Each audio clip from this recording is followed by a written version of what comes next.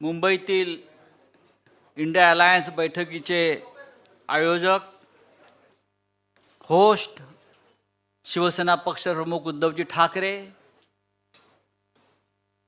राष्ट्रवादी काँग्रेसचे अध्यक्ष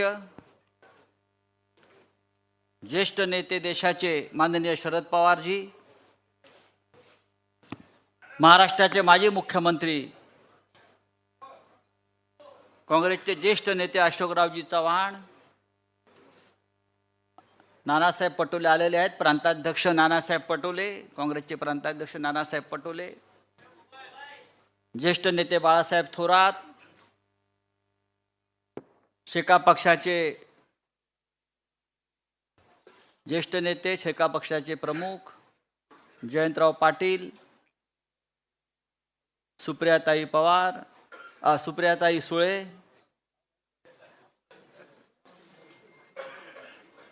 युवा सेनेचे अध्यक्ष श्री आदित्य ठाकरे आणि इथे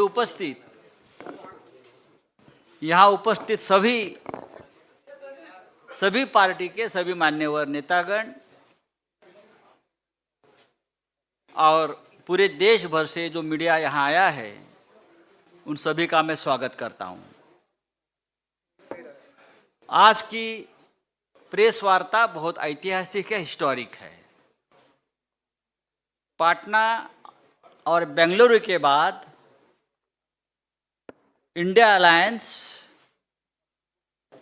मुंबई में मिलने जा रही है और उस बारे में सभी जानकारी जो आपको चाहिए, जो कल से शुरू होने जा रही है, उस बारे में आपसे बातचीत करने के लिए सभी नेतागण उपस्थित है। आपने देखा होगा कि मुंबई का पूरा माहौल इंडियामय हो गया है। पूरे देश में इंडिया की सिर्फ 3 बैठकें हो रही है, लेकिन ममता दीदी ने आज कहा है, जो ममता दीदी का भी आगमन हो रहा है, कि रसोई गैस 200 रुपया सस्ता हो गया। ये इंडिया की सिर्फ 2 बैठकों का कमाल है। लालू यादव जी कल निकले पटना से मुंबई के लिए, तब लालू जी को पूछा गया पत्रकारों से, लालू जी मुंबई में क्यों जा रहे हो? तो लालू जी ने कहा, मोदी जी के नरड़ी पर बैठने जा रहा हूं। ये कोई व्यक्तिगत लड़ाई नहीं, इसका मतलब है हम तानाशाही के खिलाफ लड़ने जा रहे हैं। और एक मुद्दा बहुत महत्वपूर्ण है, जैसे आदित्य जी आप बोल रहे थे, कि आज फिर एक बार चाइना अंदर घुस गई है, आक्रमण किया है अपने जमीन पर, लद्दाख में, अरुणाचल प्रदेश में। लेकिन जैसे जैसे हमारा इंडिया आगे बढ़ेगा, वैसे वैसे चाइना पीछे हटेगी। ये इंडिया की ताकत बनते जा रही है। आज उद्धव जी, शरद पवार साहब आपसे बातचीत तो जरूर करेंगे, लेकिन मैं आपको ये बताना चाहता हूं कि हम कल और परसों 31 अगस्त एंड 1 सितंबर के इंडिया मीट की पूरी तैयारी कर चुके हैं। सभी प्रमुख नेता, सभी प्रमुख दल जो पटना में थे, जो बेंगलोर में थे, वो मुंबई में आ रहे हैं। लालू यादव जी का आगमन हो गया है, डॉक्टर फारूक अब्दुल्ला जी का आगमन हो गया है, ममता बनर्जी का आगमन हो गया है। कल मल्लिकार्जुन खड़गे साहब, सोनिया जी, राहुल जी, सब प्रमुख नेता कल आ जाएंगे। अखिलेश जी आएंगे, नीतीश कुमार जी, अरविंद केजरीवाल जी, हेमंत सोरेन जी, ये सभी मुख्यमंत्री, 6 राज्यों के मुख्यमंत्री, यहाँ स्टालिन साहब, 6 राज्यों के मुख्यमंत्री और सभी नेतागण आएंगे। आपके मन में जो भी प्रश्न है, जो भी शंकाएं हैं, उस बारे में आप सवाल पूछ सकते हैं, लेकिन मैं आपको एक विनती करूंगा कि ये प्रेस कॉन्फ्रेंस ज़्यादा लंबा मत खींचिए। जो काम की बात है वो करिए। और अब मैं नाना पटोले जी को अपनी बात रखने के लिए आमंत्रित करता हूं।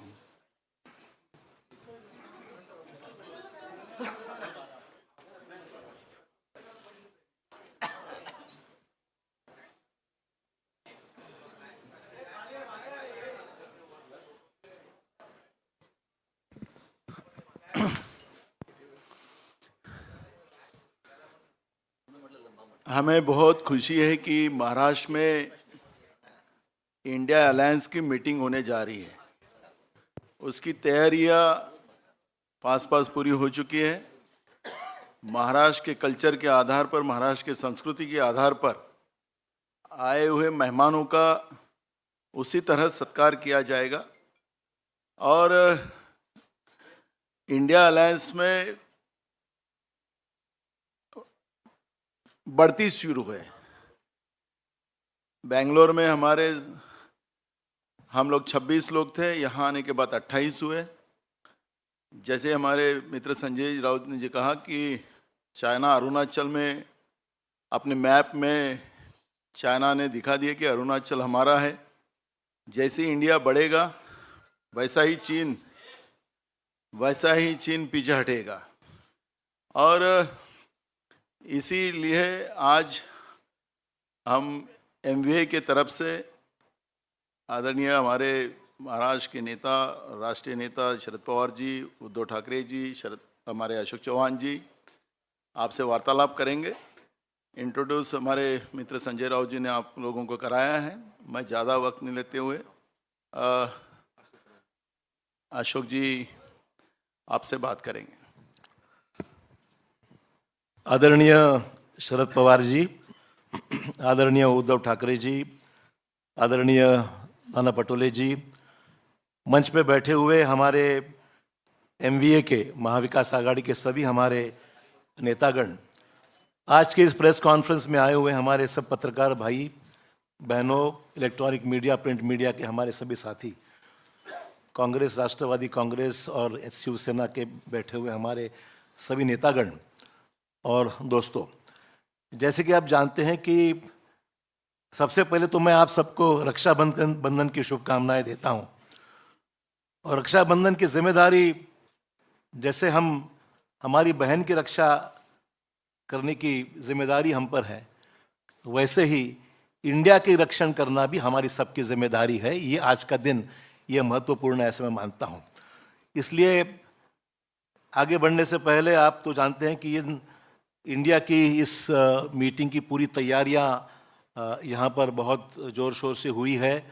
सभी राजनीतिक दल तकरीबन, पहले मीटिंग में तकरीबन 26 थे, आज 28 राजनीतिक दल इस गठबंधन में, महागठबंधन में, इंडिया की गठबंधन में आज शामिल हुए हैं।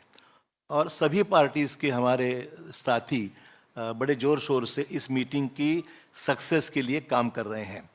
आपने देखा कि इससे पहले 2 मीटिंग्स हमारी संपन्न हुई और ये तीसरी मीटिंग हमारी होने जा रही है मुंबई में। तो हमारे सबके लिए गर्व की बात है, फ़ख्र की बात है कि आज मुंबई की इस मीटिंग में सभी यहाँ पर मौजूद है। छत्रपति शिवाजी महाराज की ये जन्मभूमि है, संत महात्माओं की ये जन्मभूमि है और शाहू फुले अम्बेडकर की विचारों की ये महाराष्ट्र है। इसीलिए मुंबई में इसकी मीटिंग होना एक अलग महत्व रखता है। छत्रपति शिवाजी महाराज ने धर्मनिरपेक्षता और कल्याणकारी राज्य के एक महान प्रतीक उनकी इमेज रही है। संत महात्माओं ने दिया हुआ मानवता और भाईचारे का संदेश हमेशा महाराष्ट्र हमने अपनाया है, उससे आगे हम बढ़े हैं। और इसीलिए शाहू फुले अम्बेडकर की विचारधारा को लेकर इंडिया आगे बढ़ने का हमारा सबका उद्दिष्ट है, प्रयास है। और मुंबई खास करके जब महाराष्ट्र की बात हम करते हैं तो हमारी एक हिस्टोरिकल बैकग्राउंड है। स्वतंत्रता आंदोलन हो, सामाजिक परिवर्तन के आंदोलन हो, औद्योगिक कृषि क्रांतियां हो, तो महाराष्ट्र हर रेवोल्यूशन में महाराष्ट्र हमेशा आगे रहा है और महाराष्ट्र ने देश को लीड किया है और राजनीतिक क्रांतियां भी जो जितनी हुई है वो मुंबई और महाराष्ट्र उसका एक केंद्र रह चुका है। दोस्तों, आज सबसे अहम मसले हमारे सामने हैं जो हम देखते हैं कि महंगाई, बेरोजगारी जैसे मुद्दे पे हम लोग आवाज़ हमेशा उठाते आ रहे हैं। सभी राजनीतिक दल, आज आपने देखा कि अगर पिछला इतिहास हम देखेंगे तो 2019 की जो चुनाव हुए थे उसमें ये सभी महागठबंधन में जितनी हमारी साथी पार्टीज शामिल हुई है, सब ने मिलकर 23 करोड़ 40 लाख वोट्स लोगों ने उनको दिए थे 2019 के चुनाव में, और बीजेपी को उस चुनाव में 22 करोड़ 90 लाख वोट मिले थे। तो आप समझ सकते हैं कि इंडिया में शामिल हुए जितने पार्टी, सिर्फ एक ही बात थी कि अलग अलग होने से वोटों का बंटवारा हुआ और 23 करोड़ वोट मिलने के बावजूद भी भाजपा 22 करोड़ वोटों से वो देश में अपनी ताकत बना सके। आज इंडिया के इस गठबंधन में 11 चीफ मिनिस्टर शामिल हैं, जो बाकी मैं जो जिन्होंने भाजपा ने तोड़ मरोड़ के सरकार जहां गिराई वो छोड़कर बात कर रहा हूं कि 11 चीफ मिनिस्टर्स इस हमारे सरकारी हमारी इस गठबंधन में शामिल है। आपने देखा कि मध्य प्रदेश, गोवा, महाराष्ट्र जैसे राज्य को भी तोड़ने का काम भाजपा ने किया है, पर आपने देखा कि कर्नाटक में तोड़ने के बावजूद दोबारा वहाँ पर ज़्यादा अक्सरियत से हमारी सरकार वहाँ पर कर्नाटक में लोगों ने चुन के दी है। और मुझे पूरी उम्मीद है कि इंडिया के इस माहौल से आज जो भी हम कोशिश कर रहे हैं, महाराष्ट्र में हमारे सरकार तोड़ने के बावजूद भी महाराष्ट्र में दोबारा हमारी सरकार हमारी एमवीए की और अन्य साथियों को मिलकर हम स्थापित करेंगे, ऐसे पूरी उम्मीद दोस्तों हमको है। मैं ज़्यादा वक्त नहीं लूँगा क्योंकि सभी पार्टीज इसमें शामिल है। आदरणीय पवार साहब और ठाकरे साहब को भी आपको संबोधित करना है। तो आज हमारे लिए महत्वपूर्ण है कि आज सभी राजनीतिक दल हमारे साथ में हैं और बड़े ताकत के साथ में आने वाले चुनाव एक पॉजिटिव डे, हमारी सिर्फ किसी को विरोध करना ही इतना हमारा एजेंडा नहीं है। डेवलपमेंटल अलायंस मैं कहूँगा कि इसमें डेवलपमेंट का एजेंडा है, कुछ पॉजिटिव काम करने का एजेंडा है और हमने स्वीकार कर लिए, इसलिए एक छत्र में सब यहाँ पर इकट्ठा हुए हैं। धन्यवाद। आवश्यकता नहीं, सिर्फ चौथी राजनीतिक दल इसमें शामिल जो होने वाले हैं वो 28 है, 28, और उनके प्रतिनिधि कल के मीटिंग के जो मौजूद रहेगी, इनका नंबर 63 है। तो 63 प्रतिनिधि, 28 पॉलिटिकल पार्टी, इनका ये सम्मेलन कल से परसों से शुरू होगा। और जिस तरह से कई राज्यों से लोगों का जो इसमें इंटरेस्ट के बारे में हम सुनते हैं, इससे मुझे पूरा विश्वास है कि एक अल्टरनेटिव फोरम देश में तैयार हो जाएगा कि जो देश में परिवर्तन करना है, ये परिवर्तन के लिए मजबूत होगा। और यही काम हम लोग करेंगे, इतना ही मैं कहता हूँ। और श्री उद्धव ठाकरे, इनके पास मैं माइक देता हूँ।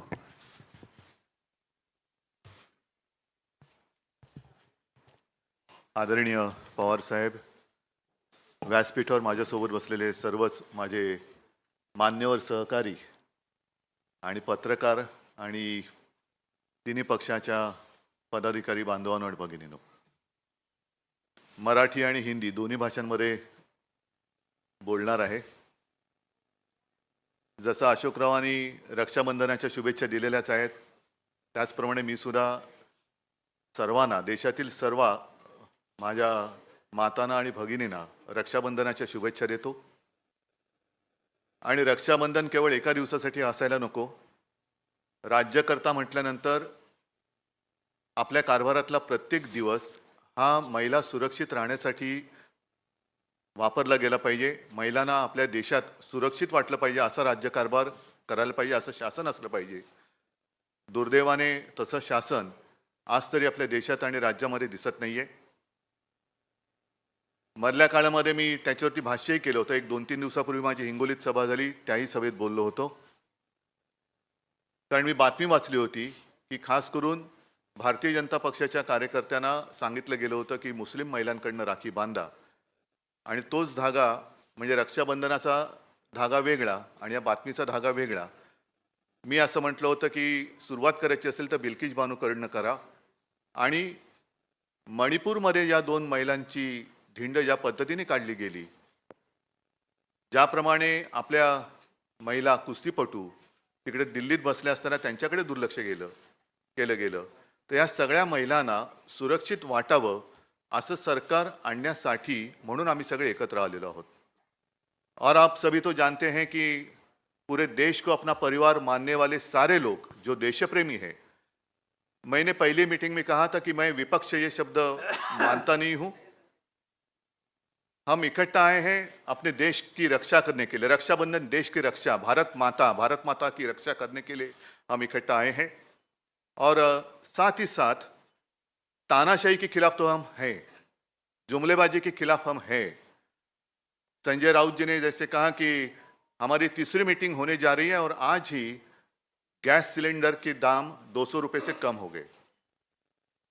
शायद मुझे ऐसे लगता है कि जैसे जैसे इंडिया आगे बढ़ेगा, एक दिन ऐसे आएगा कि आज की सरकार गैस सिलेंडर फ्री में दे देगी, सबको फ्री. क्योंकि वो सरकार अभी गॅसवर आहे, सरकारच गॅसवरती आहे आणि त्याच्यामुळे सिलेंडरचे भाव जर का कमी केले असतील तर मला काय त्याच्यात आश्चर्य वाटत नाही. 9 साल हो गए, आज तक कभी बहनों की याद आई नहीं थी. आज अचानक बहनों की याद आ गई और रक्षाबंधन की गिफ्ट दी गई. क्यों 9 साल रक्षाबंधन हुआ नहीं था क्या? भाऊबीज काय 9 वर्षात झाली नव्हती? पण ह्या सगळ्या गोष्टी अब ये पब्लिक है, सब जानती है. ये पब्लिक है, सब जानती है और कुछ भी करे तो अभी उनको बचाने वाला कोई नहीं है.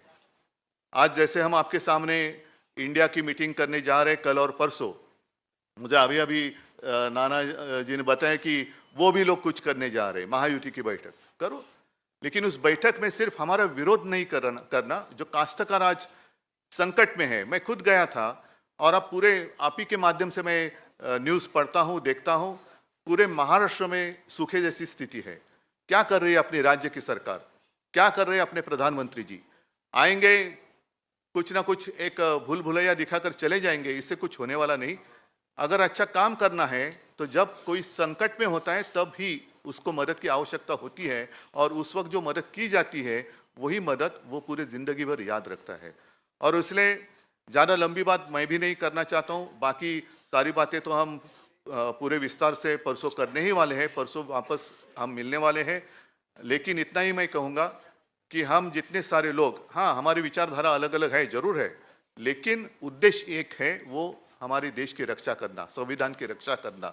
और फिर से दोबारा अपने देश में तानाशाही, अगर मैं कहूँ आज़ादी की जंग जो हुई थी, अशोक जी आपने जो बात कही ये बात सच है कि चले जाओ, मला वाटतं आपल्या मुंबईतच सुरुवात झाली होती, गवालिया टँक. तर चले जाओ क्यों, किसको? ब्रिटिश भी तो विकास कर ही रहे थे ना. अगर उनको भगाते नहीं हम लोग, पूरी ताकत रास्ते पे नहीं उतरती तो ब्रिटिश भी तो विकास कर ही रहे थे. हमें विकास भी चाहिए, लेकिन विकास के साथ साथ हमें आज़ादी भी चाहिए. और विकास से भी ज़्यादा ऊंची हमारी आज़ादी है, उसकी रक्षा करने के लिए हम सारे इकट्ठा आए हैं. और विचारधारा अलग अलग होगी, लेकिन उद्देश्य एक है. और इसी को तो हम लोकतंत्र मानते हैं, प्रजातंत्र मानते हैं, लोकशाही मानते हैं. आणि ती लोकशाही वाचवण्यासाठी आम्ही एकत्र आलेलो आहोत. एकत्र राहू आणि आमच्या भारत मातेच्या हातापायात पुन्हा कोणत्याही हुकुमशहाला बेड्या घालायला देणार नाही, ही शपथ घेऊन आम्ही पुढे जाणार आहोत. धन्यवाद.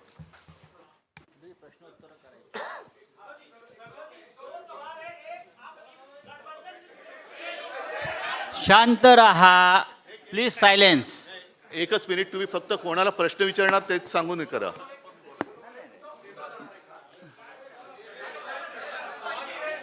Hello sir. उद्धव जी 2 सवाल है मेरे. एक, गठबंधन से जुड़े किन मुद्दों पर आपकी चर्चा होगी, गठबंधन से जुड़े?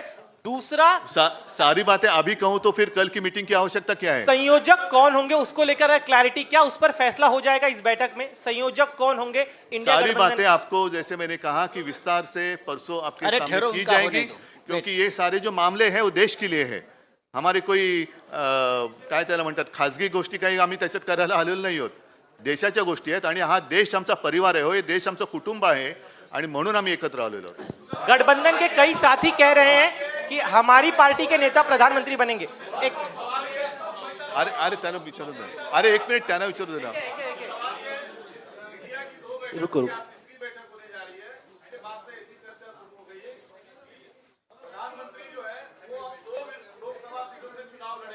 क्या आप दोनों बनारस में या जहां से वो दूसरी सीट से चुनाव लड़ेंगे संयुक्त सभा करेंगे? अरे चुनाव तो अभी दूर है ना, जब की बात तब देखी जाएगी.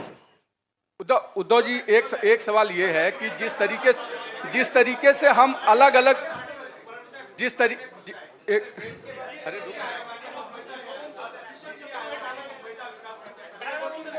हा महत्वाचा प्रश्न आहे. नीती आयोगाने मुंबईमध्ये विकास करण्यासाठी त्यांनी एक आराखडा तयार केला आहे. महाराष्ट्रामध्ये खास करून आता केंद्राचं इकडे या ठिकाणी दखल आहे, म्हणजे मुंबईला वेगळं करण्याचा हा एक मोठा प्रयत्न आहे. डाव आहे असं वाटतं का तुम्हाला? हा, तुमच्या प्रश्नाचा अर्थ हा सर्वसामान्य जनतेच्या मनामध्ये त्यांना तो समजलेला आहे आणि आता लोकांच्या लक्षात आलं असेल की महाविकास आघाडीचं सरकार का पडलं. कारण मी मुख्यमंत्री होतो, माझे सहकारी इकडे बसलेले आहेत, अशोकराव आहेत, आदित्य जयंतराव आहेत, थोरात साहेब आहेत.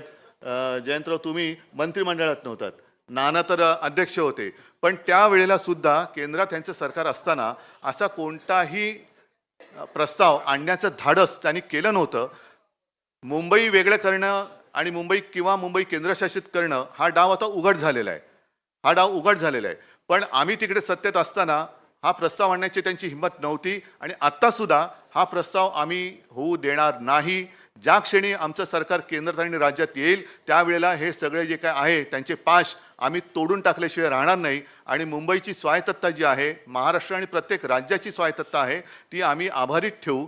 ह्याची सुरुवात दिल्लीपासून केली गेली.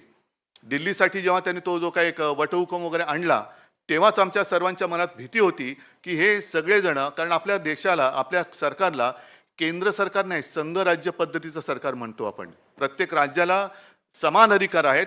अगदी 2-3 मोजक्या गोष्टी सोडल्या तरच केंद्राला त्याच्यात हस्तक्षेप करण्याचा अधिकार आहे.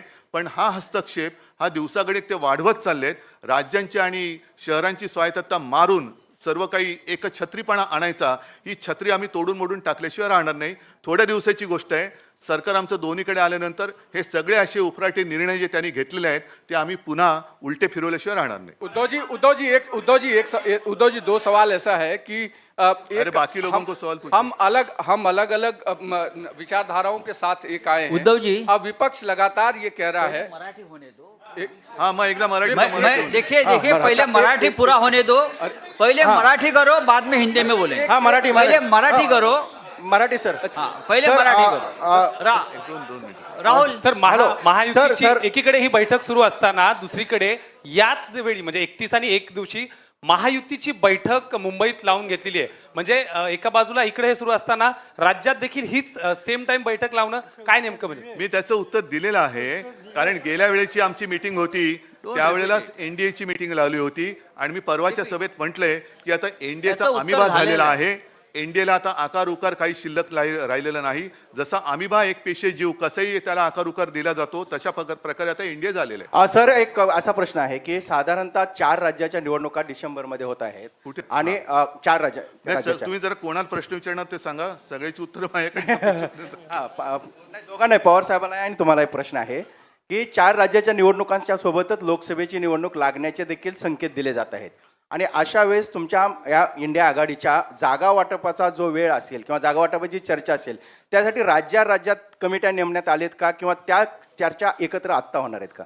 असं आहे की आम्ही जागा वाचवायची चर्चा सुरू केली नाही. आमच्या पहिल्या 2 ज्या बैठका झाल्या त्या महत्त्वाच्या होत्या आणि उद्या इथून पुढचा आपला सामूहिक कार्यक्रम काय असावा याच्या संबंधीची चर्चा होण्याची शक्यता आहे आणि त्या शक्यतेच्यामध्ये जर असा निर्णय झाला तर मग काही लोकांच्या ही जबाबदारी टाकली जाईल की तुम्ही अन्य राजकीय पक्षांशी डायलॉग साधा आणि याच्यातून आपण एकत्र जाऊ शकतो का त्या संबंधीचा अभ्यास करा. तर प्रश्न असा आहे की तुमची उद्धव साहेबांना तुम्हाला प्रश्न आहे. आपली प्रकाश आंबेडकरांसोबत युती आहे, मात्र त्यांचं असं म्हणणं आहे की मला या आघाडीचं निमंत्रण देखील नाही आहे, मी महाविकास आघाडीत देखील नाही आहे. एकूण युती आहे की नाही ते तुमचे प्रकाश आंबेडकर आणि आमची युती गेल्या 23 जानेवारीला आम्ही जाहीर केलेली आहे. साहजिकच एक त्यांची गोष्ट बरोबर आहे की शिवसेना आणि प्रकाश आंबेडकर यांची युती आम्ही जाहीर केलेली आहे. आता या इंडिया बैठकीत किंवा इंडियाच्या आघाडीत येण्यासाठी त्यांची सुद्धा इच्छा आम्हाला प्रकाश आंबेडकरजींशी बोलून विचारावी लागेल आणि एकदा आम्ही एकत्र आल्यानंतर ते एकमेकापासून वेगळे होण्यासाठी एकत्र येत नाही. त्यांना सुद्धा व्यवस्थित त्यांच्याशी चर्चा करून जर त्यांची तयारी असेल तर ते सुद्धा या आपला म्हणजे महाराष्ट्रामध्ये महाविकास आघाडी आणि देशात इंडिया ह्याच्यामध्ये ते पण येऊ शकतात. उद्धव साहेब इकडे कुठे? इकडे इकडे हां. मुंबई देशाची आर्थिक राजधानी आहे आणि त्यामध्ये ही इंडियाची बैठक होते. आगामी काळात मुंबई महानगरपालिकेची देखील निवडणूक होऊ घातलेली आहे. तर अशा वेळेला असं वाटतं तुम्हाला? कारण ज्या पद्धतीने चाललेलं आहे ती पद्धत त्यांना निवडणूक घेण्याचं धाडस ते करतील असं मला वाटत नाही. आणि आत्ता जो आधी प्रश्न विचारला होता पवार साहेबांनी त्याचं उत्तर दिलं की 4 राज्यांसोबत लोकसभा, मी म्हणतो त्याच वेळेला महापालिका पण घ्या. ह्याचा परिणाम दिसेल आपल्यासाठी फायद्याचा. परिणाम नक्की दिसणार आहे कारण लोक वाट बघतायत. धन्यवाद. आणि पवार साहेब एक सवाल असा आहे, उत्तर प्रदेशमध्ये मायावतींनी असं डिसिजन घेतलं आहे की ते तटस्थ राहणार आहे. तर यामुळे इंडिया आघाडीला काय वाटते? म्हणजे मायावती तटस्थ राहणार आहे, उत्तर प्रदेशमध्ये लोकसभाची जास्त सीट आहे. की मायावतीजी नक्की कोणाच्यावर एकत्रित जाण्याची भूमिका घेणार आहेत. आम्हाला असं दिसतंय की काही वेळेला भारतीय जनता पार्टीशी सुद्धा त्यांनी सुसंवाद ठेवलेला आहे. ते आज ठेवतील असं मी म्हणत नाही, पण या सगळ्या गोष्टीची स्पष्टता जोपर्यंत येत नाही तोपर्यंत याच्यावर निर्णय घेणं अशक्य आहे. पवार साहेब एक मिनिट त्यांना विचारतो. नाही, होऊ दे ना, एक त्याचं होऊ दे.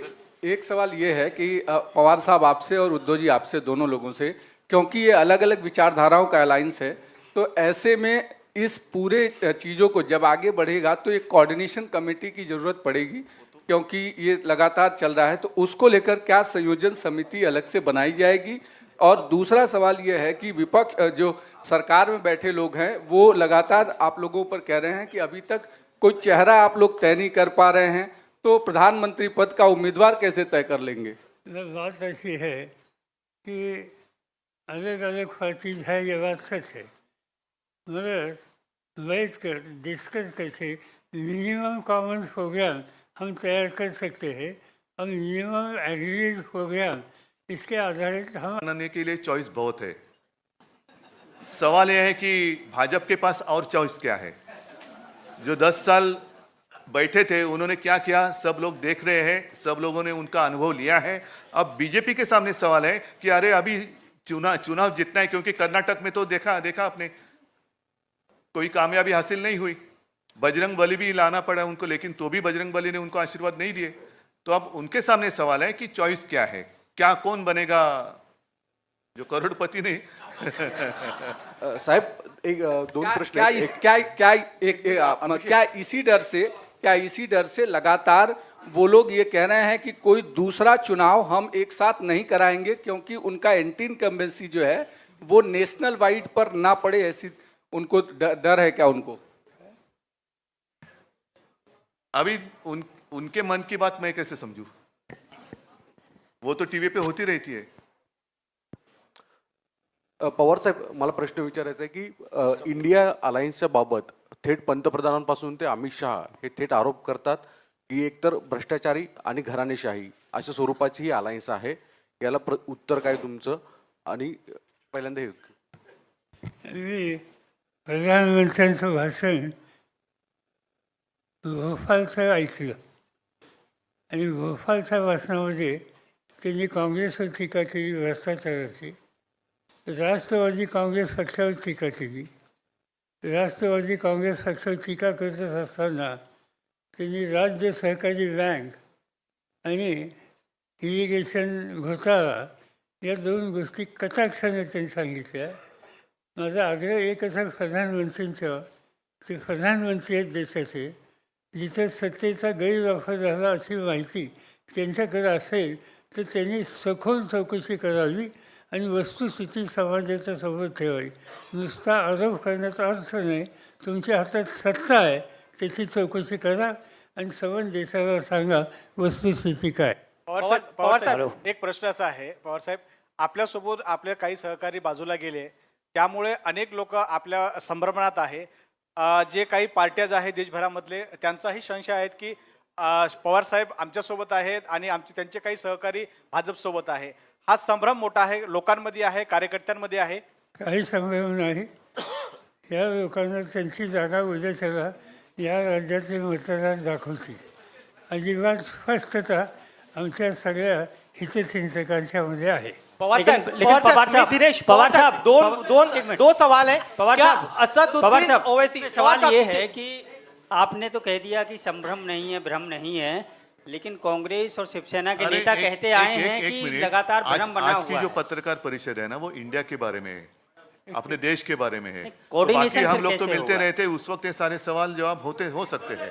पवार साहेब प्रश्न असा आहे पवार साहेब, आपण सगळ्या विरोधी पक्ष, सगळ्या पक्षांना आपण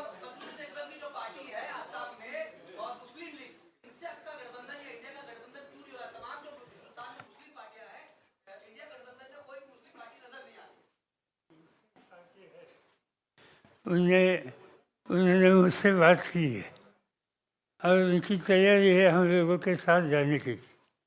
मगर ये कोई अकेला इस पर डिसीजन ले नहीं सकता.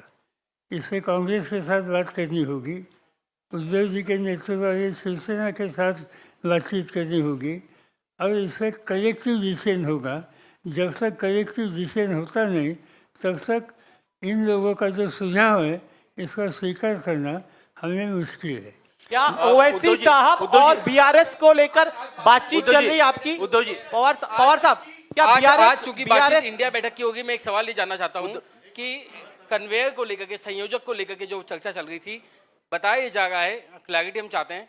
कांग्रेस से कहती है कि हम टीएमसी और दूसरे नेताओं के अंडर में काम नहीं कर सकते, दूसरी पार्टी कहती है हम कांग्रेस का कन्वेयर एक्सेप्ट नहीं कर नहीं, सकते. सुनो एक मिनट, इस सारे बातों का जवाब आपको मिल जाएगा, लेकिन एक बात आपको ध्यान में रखना चाहिए. शायद मैंने आज एनडीए का संयोजक कौन है मुझे तो पता नहीं, आपके पास अगर जानकारी होगी तो आप दे दीजिए. तो क्या कोई संयोजक कोई डिसाइड किया जाएगा या 11 लोगों की कमेटी बनेगी? पवार साहेब, दोन प्रश्न आहेत पवार साहेब. क्या इस बीआरएस, बैठक में अकाली दल आणि ओवैसी यांना पिछले बैठक में ये कहा गया था कि एक कमेटी बनाई जाएगी, कोऑर्डिनेशन कमेटी बनाई जाएगी. संयोजक पिछले बैठक में तय हुआ था कि मुंबई के बैठक में एक कोऑर्डिनेशन कमेटी बनाई जाएगी सभी लोगों की, या फिर संयोजक जो है उस पर चर्चा होगी. क्या ये दोनों मुद्दे होंगे जो अलग अलग नाम और आ रहे, कोई संयोजक चुना जाएगा? एक पहला सवाल है. नहीं, इसलिए तो मैंने पहले शुरुआत में कहा ना कि परसों हम दोबारा मिल रहे हैं और उस वक्त कल और परसों जितनी सारी बातें होगी आपके माध्यम से पूरी जनता, देश की जनता के लिए हम सबके सामने रखेंगे. उद्धव साहेब, दोन विषय लगता है. पहिला प्रश्न तुमच्यासाठी आहे. उद्धव साहेब, पहिला प्रश्न तुमच्यासाठी आहे. तुम्ही मगाशी म्हणालात की इंडियाची बैठक आहे, इंडियाच्या विषयावरती बोललं पाहिजे. आज सगळे एकत्र आहेत, पण सातत्यानं सामनामधून शरद पवार आणि अजित पवार यांच्यावरती सातत्याने टीका केली जाते. हा विसंवाद का आहे की कुठेतरी सतत टीका होते आणि तुम्ही जेव्हा आम्ही आमचं वैशिष्ट्य आहे ज्यांच्यासोबत असतो त्यांच्यावर टीका करतो. आणि दुसरा पवार साहेब दुसरा प्रश्न असा आहे की साधी गोष्ट आहे.